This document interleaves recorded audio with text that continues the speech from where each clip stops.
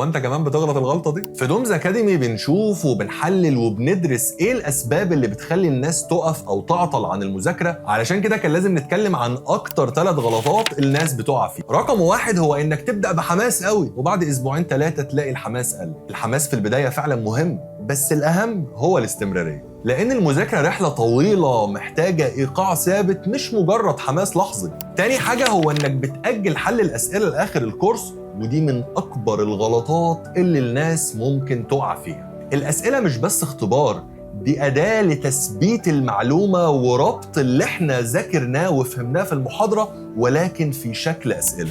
طب هو ايه الصح يا دوميني؟ حل الأسئلة بعد كل سب يونت. حل الأسئلة بعد كل سب يونت بيخليك تعرف إيه هي النقط اللي محتاجة منك تركيز أكتر، فمع التكرار والاستمرار في الحل ده بيخلي المعلومات تثبت في دماغك بشكل تلقائي. رقم 3 هو إنك تحكم على نفسك من أول محاضرتين 3 وتقرر خلاص إنك مش قادر تكمل. عايزك تفتكر كده أول مرة تركب فيها عربية كنت عامل إزاي، وجنبك فتيس ومراية يمين ومراية شمال ومراية في النص وبنزين وفرامل وإشارات.